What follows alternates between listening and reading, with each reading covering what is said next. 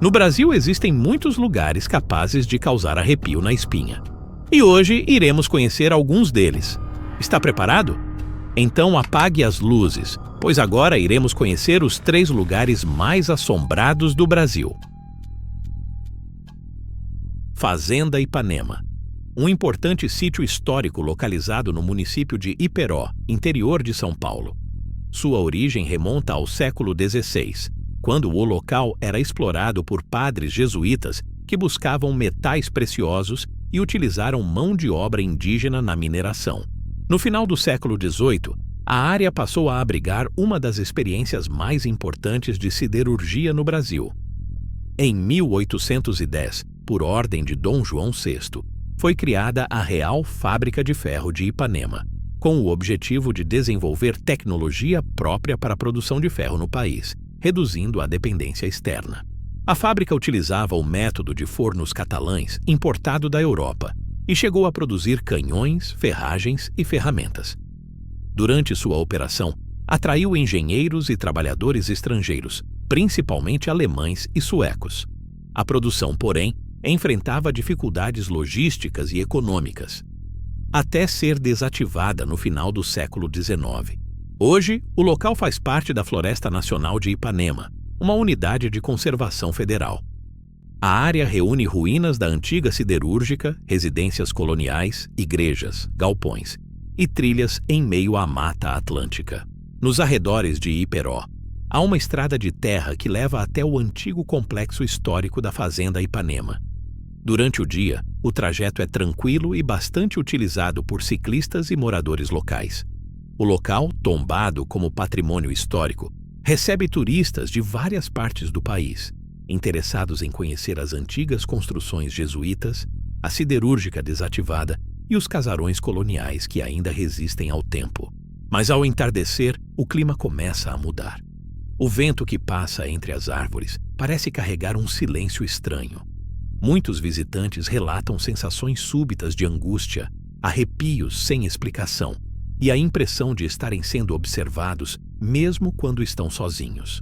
Médiuns que já visitaram o local afirmam que as estruturas antigas ainda guardam uma forte carga espiritual. Segundo eles, há espíritos presos ali, ligados às histórias de sofrimento que marcaram o passado da fazenda, desde o período dos jesuítas até os anos da fundição de ferro, quando trabalhadores viviam em condições precárias e perigosas.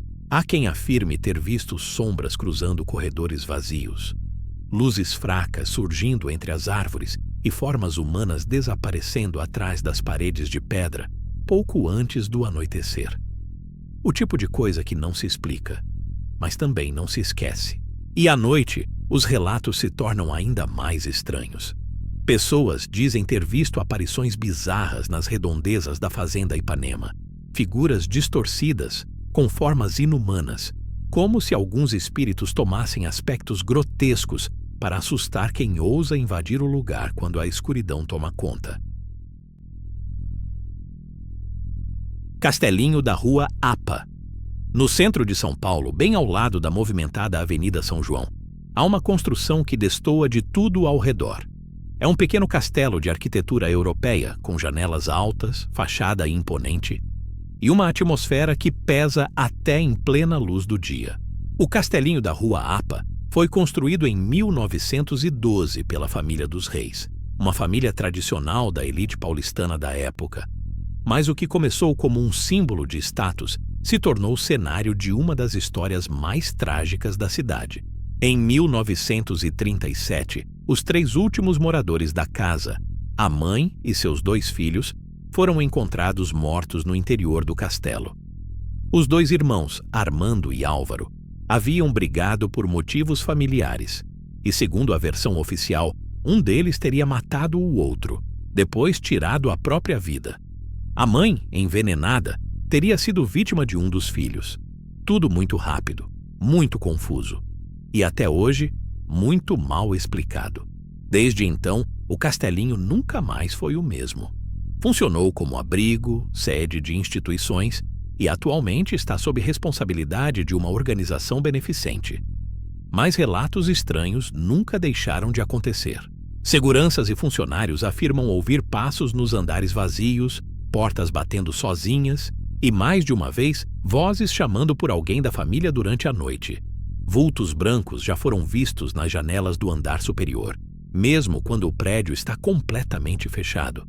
Alguns acreditam que parte do que aconteceu ali nunca descansou, que algo daquela noite permanece preso entre aquelas paredes e, de tempos em tempos, se manifesta. Hospital Colônia de Barbacena. No interior de Minas Gerais, a poucos minutos do centro de Barbacena, existe um lugar que marcou uma das páginas mais sombrias da história do Brasil.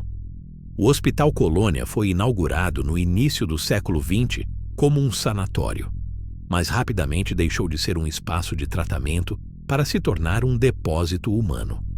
Mais de 70% dos internados não tinham diagnóstico psiquiátrico. Eram pobres, mulheres grávidas fora do casamento, órfãos, homossexuais, pessoas inconvenientes para a sociedade da época. Estima-se que mais de 60 mil pessoas morreram ali dentro. Muitas vítimas de maus tratos, negligência, abandono e experimentos médicos. A maioria foi enterrada sem nome, sem registro, em valas coletivas.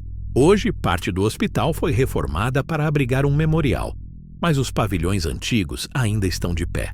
E quem caminha por lá sente o peso do passado em cada parede descascada, cada corredor silencioso. Funcionários e visitantes relatam não apenas sons, mas visões estranhas.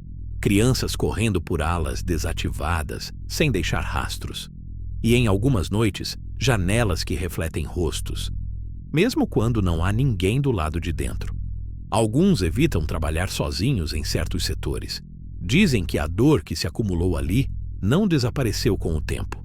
Ela ficou, como uma presença invisível, que resiste em ser esquecida. Esses foram apenas 3 entre tantos lugares assombrados espalhados pelo Brasil. Locais onde o passado parece não ter sido enterrado. Onde os ecos de histórias trágicas ainda sussurram pelos cantos, esperando ser ouvidos.